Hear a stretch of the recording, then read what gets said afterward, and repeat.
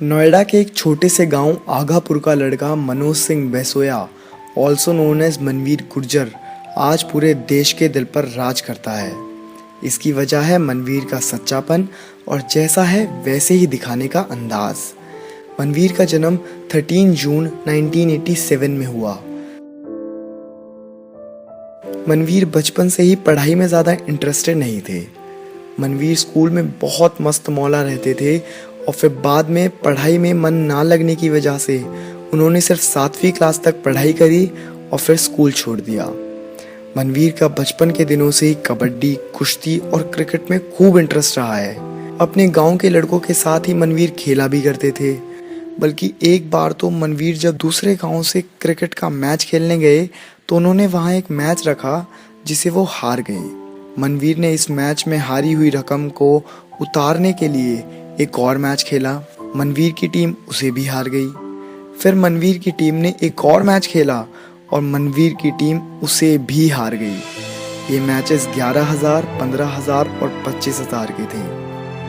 मनवीर वहीं से अपनी टीम को लेकर फरार हो गए और वापस अपने गांव आ गए। मनवीर के ऐसे और भी कई किस्से हैं और अब धीरे धीरे मनवीर की कमाने की उम्र आने लगी और उनके घर वाले भी उन पर थोड़ा प्रेशर डालने लगे कि भाई कब तक इन खेल कूदों में लगा रहेगा, कभी ना कभी तो अपनी ज़िंदगी के बारे में सीरियस होगा ही।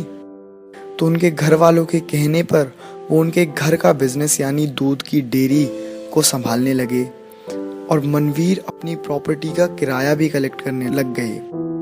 मनवीर अपने गांव में ही खेती बाड़ी भी करने लगे।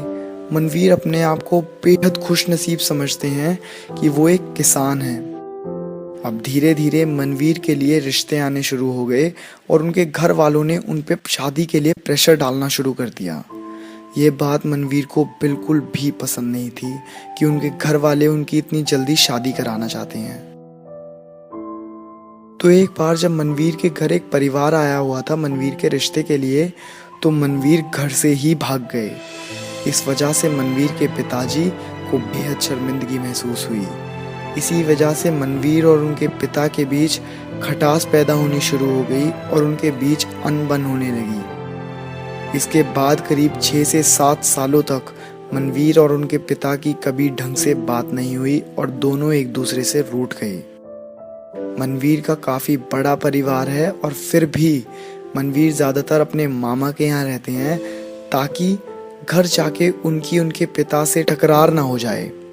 बस फिर एक ऐसा दिन आया जिसने सीधे साधे मनोज सिंह बैसोया को मनवीर गुर्जर बना दिया। ये दिन वो था जब मनवीर को पता चला कि इस बार कॉमनर्स भी बिग बॉस के घर में आ सकते हैं। तो बस घर जाते ही मनवीर ने अपने भतीजे को बुलाया और कहा कि तू मेरी एक वीडियो शूट कर और देखते हैं अगर लक हुआ तो चले जाएंगे बिग बॉस में, वरना तो कोई प्रॉब्लम ही नहीं है। फिर मनवीर के कई बार ऑडिशंस और सिलेक्शंस में पास होने के बाद उन्हें फाइनली बोल दिया गया कि आप बिग बॉस सीज़न 10 के कंटेस्टेंट हैं और कॉमनर्स को रिप्रेजेंट करेंगे। उसके बाद जो मनवीर ने बिग बॉस के घर में अपना कमाल दिखाया है वो तो हम सभी के सामने है।